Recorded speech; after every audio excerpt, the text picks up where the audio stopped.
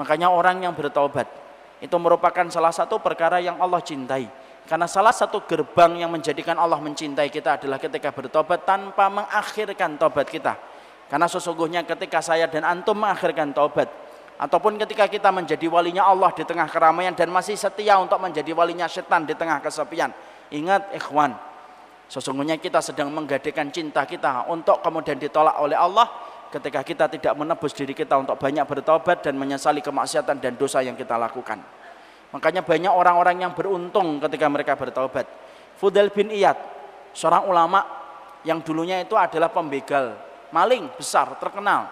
Tapi ketika bertobat menjadi ulama besar yang bernama Fudail bin Iyad. Coba kalau Fudail bin Iyad tidak kemudian bertobat, maka tidak ada yang mengenal nama Fudail bin Iyad sampai hari ini. Tapi kenapa nama Fudail bin Iyad kita dapatkan dalam kitab? Karena dia bertobat. Ketika mendengar salah satu ayat dibacakan, maka kemudian dia bertobat.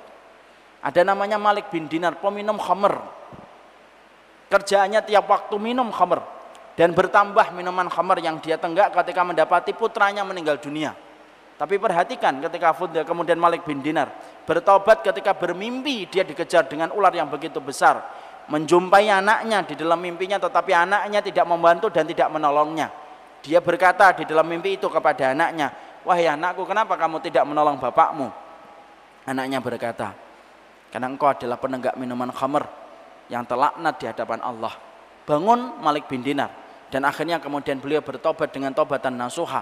Jadilah beliau ulama besar yang bernama Malik bin Dinar, yang sekarang sering kita jumpai di dalam kitab-kitab. Ada salah satu nama yang besar yang disebut dengan Malik bin Dinar. Itulah yang menjadikan kita memahami betul, kita adalah orang yang pernah melakukan dosa dan kemaksiatan, dan sesungguhnya di antara perkara yang menjadikan kita beribadah kepada Allah, banyak di antara kita yang beribadah hanya memperhatikan sholat, tetapi kita lupa untuk memperhatikan bagaimana tobat kita. Dan tobat itu merupakan salah satu perkara yang Allah cintai dari kehidupan hambanya. Makanya dalam satu riwayat Muslim diterangkan oleh Allah Subhanahu wa ta'ala dalam hadis qudsi, ketika Allah menyampaikan, kalaupun aku mendapati hambaku melakukan dosa, lalu hambaku bertaubat, Allah lalu kemudian berfirman di atas arsy-Nya, hambaku ini kemudian berdosa, lalu kemudian bertaubat, karena dia tahu bahwasanya aku adalah zat yang mengampuni dosa, maka aku ampuni dosanya. Kemudian hamba ini melakukan dosa kembali setelah diterima taubatnya, kemudian dia melakukan kemaksiatan kembali, bertobat kembali, Allah berfirman kembali di atas arsy-Nya, hambaku ini berdosa, bertaubat, berdosa kembali, bertobat kembali, karena dia yakin bahwasanya aku adalah zat yang maha menerima taubat, aku terima kembali taubatnya. Kemudian hamba ini kemudian kata Allah berdosa kembali, dan dia bertobat kembali yang ketiga kalinya, karena dia tahu Allah itu zat yang menerima taubat.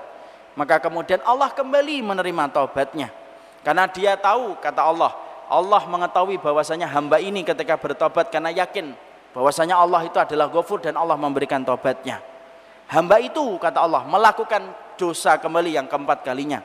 Maka Allah kemudian berfirman di atas arsy-Nya, if'alu ma syi'tum fa innaka maghfurun.